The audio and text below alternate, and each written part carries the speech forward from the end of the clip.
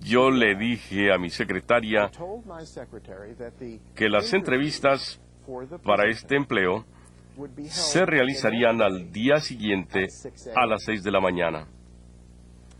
En realidad, me pareció muy natural que si yo quería atraer a alguien incansable, las 6 de la mañana no les sería ningún problema. 12 personas interesadas contestaron mi anuncio. Muchas dijeron que nunca se habían levantado tan temprano. Claramente yo sabía que no quería a ninguna de ellas. De las 6 que dijeron que todavía seguían interesadas en el empleo, 3 fueron las que en realidad aparecieron. Y de estas 3, finalmente escogí a una persona que era exactamente del tipo creativo, dinámico e incansable que buscaba.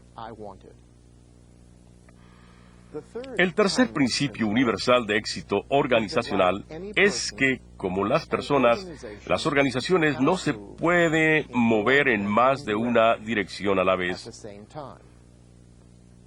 No obstante, demasiado frecuente las organizaciones deciden que pueden en realidad implementar varias estrategias de desarrollo a la vez. Lo único que esto hace es abatir energías y recursos y confundir el sistema productivo. Casi siempre le lleva a este error a la inacción.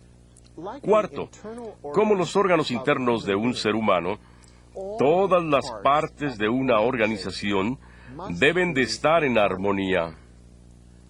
Muy seguido, las personas en la organización no toman en cuenta el impacto del ambiente de trabajo sobre las personas que la integran. El quinto principio universal de éxito es que, como todas las cosas vivientes, las organizaciones son también dinámicas por naturaleza. Crecen y se desarrollan por fases. Cuando están jóvenes, requieren cierto tipo de organización y ciertos recursos. Cuando crecen, necesitan otras estructuras y diferentes recursos. Como los seres vivientes, las organizaciones pueden llegar a cansarse y hasta desintegrarse en algunos aspectos.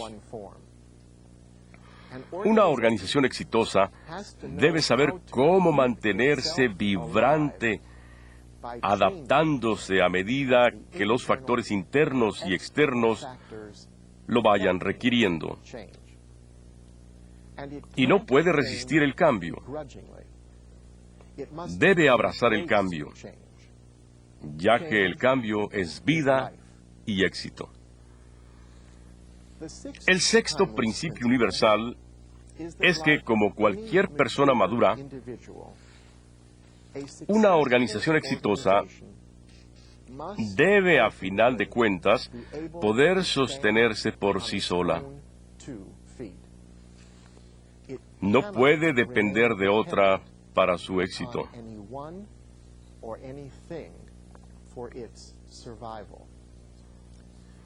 Veamos esto como la ley natural de sobrevivencia de los más capaces. La globalización, proceso que parece ser tan deseable para tantas organizaciones, puede en realidad traer relaciones de interdependencia que debiliten dichas organizaciones. Desde los años 70, cuando la primera crisis del petróleo surgió en el mundo industrializado, poco o nada se ha hecho por desarrollar fuentes alternas de energía importantes. En consecuencia, los países más avanzados económicamente en el mundo siguen dependiendo de combustibles fósiles. Como resultado, sus economías siguen dependiendo de los vientos que soplan en los países productores de petróleo, poniendo en riesgo sus destinos de desarrollo. Como parte de su interdependencia, toda organización productiva debe de estructurarse para garantizar su sobrevivencia a cualquier costo. El séptimo principio universal de administración es que una organización exitosa debe ser creativa. Todo ser viviente en la naturaleza debe de procrear o morir. Las organizaciones deben de ser capaces de crear y reinventarse, y deben continuamente de generar nuevas ideas y estrategias productivas para seguir viviendo. No se trata solo de contar con un departamento de investigación y desarrollo responsable de crear productos y servicios de nueva generación. Todas las áreas de la organización deben de procurar regenerarse continuamente. Octavo, una organización exitosa nunca debe crecer demasiado. Entre más grande crece un organismo de la naturaleza, más torpe se hace. Lo que gana en tamaño, lo pierde en flexibilidad. Además, invita a que los más pequeños y débiles organismos compitan contra él. La historia de empresas y organizaciones públicas y privadas está llena de ejemplos de entidades que comenzaron pequeñas y ágiles y que con el tiempo crecieron hacia la rigidez y la ineficiencia. El gigante Microsoft comenzó como una empresa pequeña y entusiasta y se ha convertido en un gigante corporativo con poca flexibilidad. Sobreconfiado en el hecho de que su monopolio de sistemas operativos de cómputo le garantizarían su futuro y dominio en el mundo de la computadora personal, ignoró el Internet. Por sí misma, ha intentado subdividirse en partes más pequeñas y manejables, pero su tamaño lo puso en la mira de muchos competidores y ahora su avance en el mercado se ha detenido considerablemente. Noveno, en la naturaleza, las partes en un matrimonio deben de ser compatibles si quieren sobrevivir y crecer a largo plazo. Esto mismo es el caso de la fusión de dos o más organizaciones o empresas. Las fusiones corporativas o alianzas institucionales son más que simples convenios legales o acuerdos. La reciente fusión de la empresa alemana Daimler-Benz y la de Chrysler de Estados Unidos ha sido casi un desastre. Pero su falla se pudo haber previsto de antemano. Las dos empresas literalmente no hablaban el mismo idioma. Sus culturas corporativas eran totalmente diferentes. Tenían poco o nada en común, excepto que ambos producían automóviles. Pero esto no fue suficiente. Su fusión empresarial se parecía a un matrimonio en el que el esposo y esposa no hablaban el mismo idioma ni entendían sus realidades culturales. Por supuesto que algunas personas pudieran opinar quizá en broma que esto pudiera ser la base de un matrimonio perfecto. Pero en realidad, una situación como esta solo puede durar poco tiempo. La globalización ha hecho pensar a muchos directivos que las organizaciones pueden fusionarse o aliarse como las piezas en un tablero de ajedrez, como si no fuera necesaria la adaptación por ser organizaciones vivientes de personas cuyas complejidades y preferencias deben de tomarse en cuenta. Esta omisión puede ser un error organizacional fatal. Por último, el 10. En la naturaleza no hay tal cosa como la perfección, solo lo funcional. No toda semilla que se planta crece y se convierte en una planta viable. No todos los huevos que se fertilizan se convierten en nuevos seres vivientes. Algunas personas muy inteligentes no son muy atléticas. Una persona muy atlética pudiera ser no muy inteligente. Y nada y nadie lo tiene todo. Las rosas son muy bonitas, pero no tienen tanto aroma. El jazmín que se abre de noche tiene una fragancia sensual, pero su apariencia es simple. Un animal puede ser lento, pero compensa esta limitación al poder paralizar a su atacante, enviando su veneno a distancia. Los individuos y las organizaciones no necesitan volverse locas tratando de alcanzar la perfección, ya que esto no existe. Deben de tratar de mantener los estándares más altos de producto y servicio, pero deben de saber aceptar la imperfección y hasta el fracaso como parte del orden natural de las cosas. Hagamos un ejercicio por unos minutos que repasará todo lo que les he mencionado y les dará la oportunidad para calificarse ustedes mismos y a su organización en términos de estos principios universales de éxito. Califíquese usted mismo entre 1 y 5 puntos, 5 representando el máximo, en relación a qué tan bien implementa cada uno de los principios expuestos. Puesto que son 10 principios en total, entre más cerca llegue a 50 puntos, mejor será su calificación. Primero, ¿qué tan dispuesto está usted para adaptar modelos organizacionales distintos a circunstancias cambiantes, en lugar de tratar de encontrar un modelo que sea aplicable en todos los casos?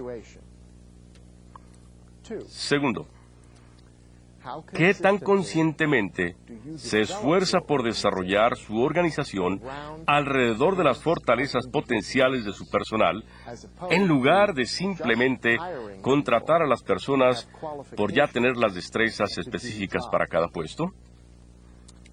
Tercero, ¿qué tan frecuentemente se embarca su organización en diferentes direcciones o proyectos, diluyendo sus fuerzas y recursos?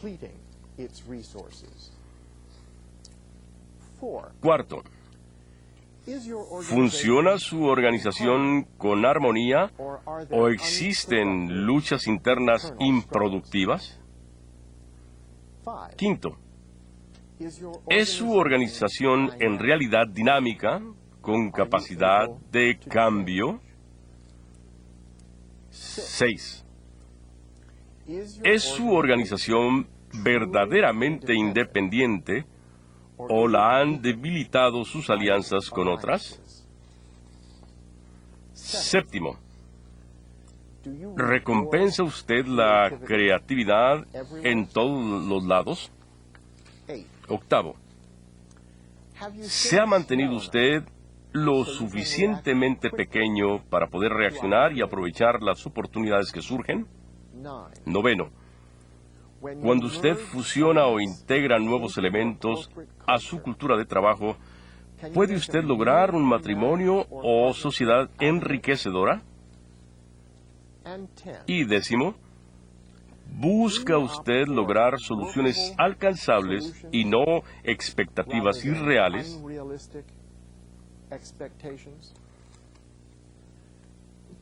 Tómese un minuto y sumen el total de sus puntos. Recuerden que 50 es el máximo. ¿Qué tan bien les fue? ¿Están sorprendidos? Bien, tomemos algún tiempo para reflexionar sobre estos 10 principios básicos perennes de administración. Tengo interés de escuchar cómo estos se relacionan a sus propias experiencias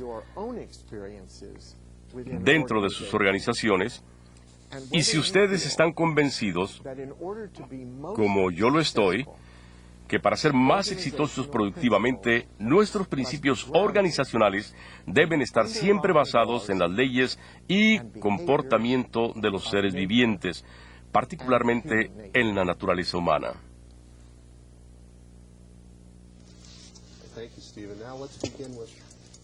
Bueno, gracias, Steven. Ahora vamos a empezar con la primera sesión de preguntas y respuestas. Trataremos de dar cabida a la mayor cantidad de llamadas. Por lo tanto, les pedimos que hagan una sola pregunta por cada llamada y que sea lo más breve posible. Pueden llamar al estudio directamente a los números de teléfono o de fax que aparecen en la pantalla. Y les recordamos alejarse del monitor para evitar las interferencias de sonido. Nuestra primera pregunta nos llega de la Universidad Tecnológica de Tecamac, México. Adelante, México. Bueno, adelante. Adelante. Felicitaciones y saludos desde la Universidad Tecnológica de Tecamac, México. Soy Eduardo García. Mr. Goldstein, mi pregunta es la siguiente. Parece increíble que si estas son verdades fundamentales o universales, ¿por qué fueron desconocidas por estas empresas.com? ¿Nadie les advirtió o nadie de estas empresas tomó un curso como este? Muchas gracias.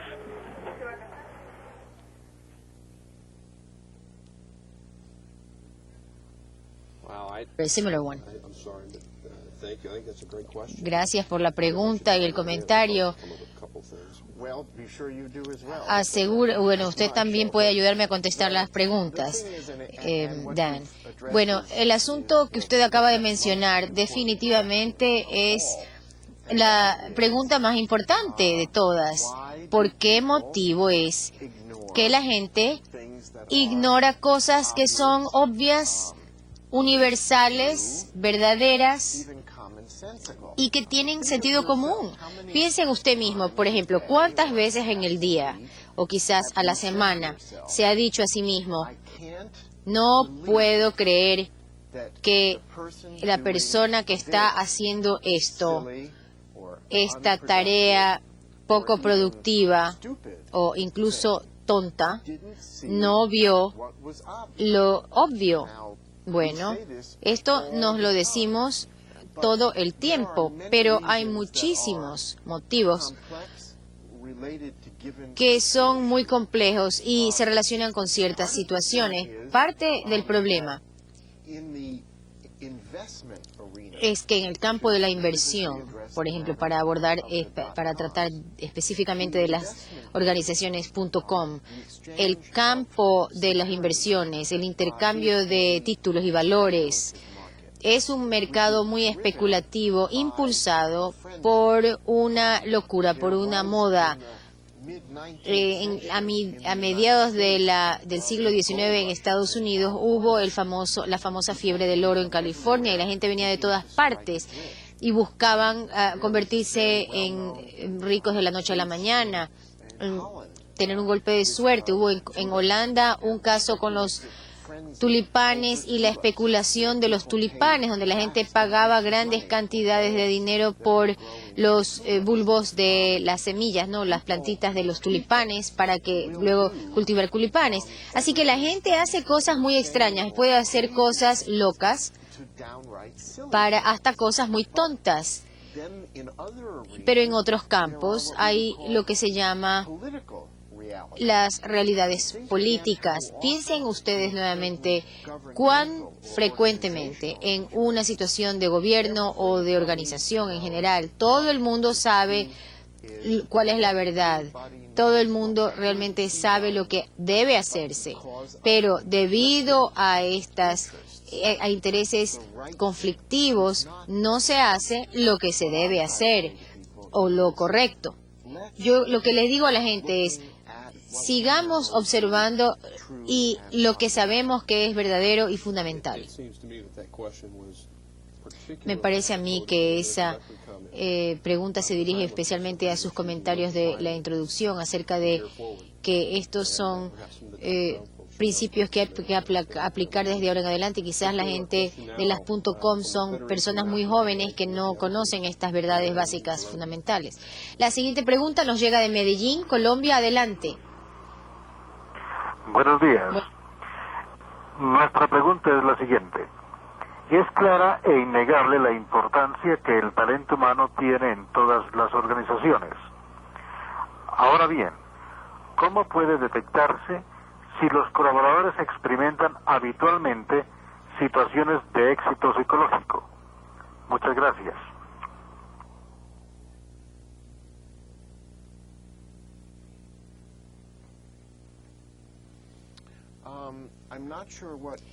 No estoy seguro de entender lo que son éxitos psicológicos, pero si entiendo bien la pregunta, la base sobre la que se deben funcionar las organizaciones debe ser el individuo, la persona. Es decir, en lugar de observar a la organización y considerarla como si ella existiese fuera y aparte de las personas, es necesario recordarnos y volver a darnos cuenta de que esta organización está compuesta por personas, seres humanos que trabajan y colaboran e interactúan, y que cambiar la cultura o la forma en que una organización o un negocio cualquiera funciona es verdaderamente difícil.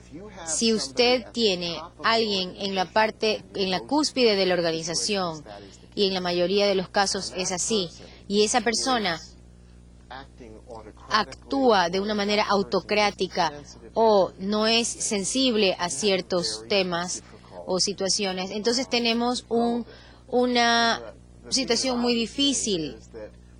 Yo lo que digo es que a veces, antes que cambiar la organización, lo que hay que hacer más bien es irse de la organización para buscar una organización donde uno sea más compatible o crear su propia organización. Pero si usted va a permanecer dentro de una organización que puede no estar sintonizada con algunas de estas cosas y verdades básicas fundamentales y formas de hacer las cosas, entonces hay que encontrar personas con ideas similares para poder lograr consenso, y este consenso es positivo y constructivo. Mucha gente trata de cambiar a gente que es completamente opuesta a ellos, diametralmente opuestos. Ellos son los que ellos creen que quieren comprar, eso es lo que quieren conseguir. Entonces dicen, bueno, esta persona piensa completamente al revés, yo quiero cambiar a esa persona. Lo que hay que buscar es la persona que es parecida a uno, y así entonces comenzar una cadena de personas que pueden cambiar porque están en la misma mentalidad, y de esa manera entra en la fibra de la organización. Esta nos llega del Centro Universitario de Tijuana. Adelante, México. Buenos días. Buenos días. En economías globalizadas, como en los mercados actuales, ¿cuál es el punto de equilibrio para incorporar el recurso humano con performance aceptable? Gracias.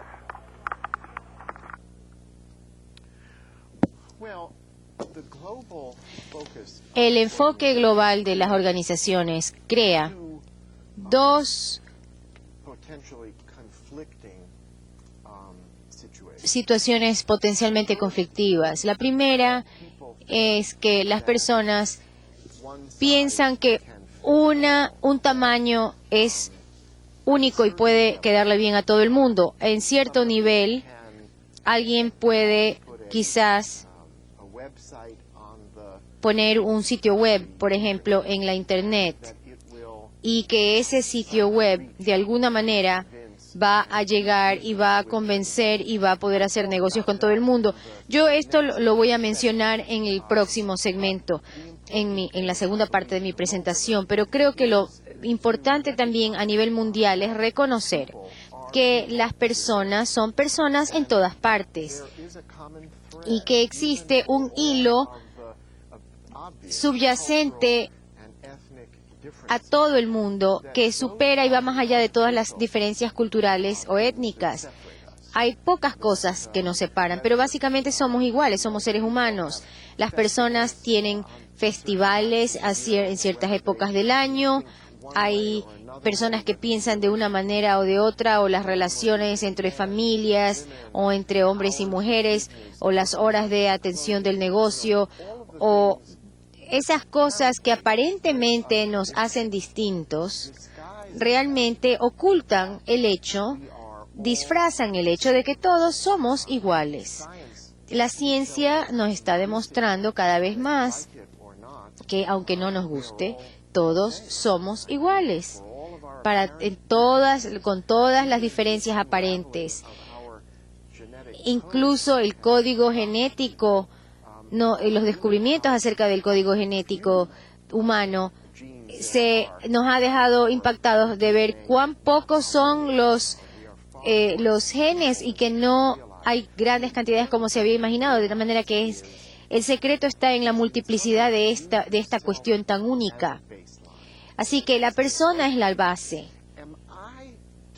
Y uno debe decir, bueno, estoy haciendo o pensando algo que no tiene sentido y que realmente dentro de mí, en mis entrañas, acá en el ombliguito, donde las entrañas, la corazonada en el corazón, uno dice que esto no tiene sentido en realidad. Y pienso realmente que otra persona en el mundo, en otro lado del mundo o en la oficina de al lado, no ve la realidad de las cosas tampoco. Bueno, es más o menos esa la prueba que hay que aplicar. La República Dominicana, adelante. Adelante. República Dominicana, buenos días. Se fue la pregunta. Okay, we've lost them. Are we there with the question? Okay. We're going to take a question. Vamos a tomar entonces la pregunta de la UNIVA. Bueno. There is somebody on the line. Bueno. Okay, adelante México. Misión de Electricidad, adelante. Bueno, buenos días. Buenos días. Soy Jesús Gallegos, de CECAP, de la Gerencia de Capacitación de Comisión Federal de México, Distrito Federal. La instrucción corresponde a la ciencia, la sabiduría corresponde a la conciencia. Procuremos instruirnos lo suficiente, buscando la sabiduría, que la ciencia sea nuestra escalinata en la vida, no nuestra trampa mortal. Saber para creer y creer para saber. En esta balanza está el secreto de quien se hace sabio, encontrándose a sí mismo para hallar lo verdaderamente exitoso.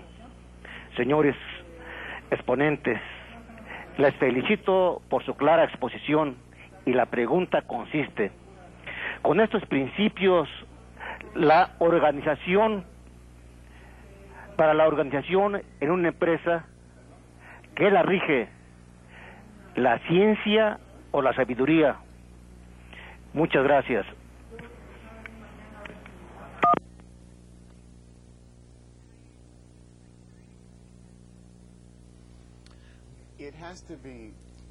Debe dejarse guiar por ambos.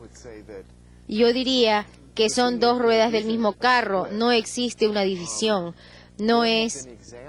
hay ejemplos en toda la historia de la humanidad donde la búsqueda de algo científico o tecnológico ha llevado a terribles consecuencias. Debe ser equilibrado. Usted dijo al comienzo, equilibrio. Simplemente buscar la ciencia por la ciencia nos llevará a posibles fines, incluso de desperdiciar o malignos incluso.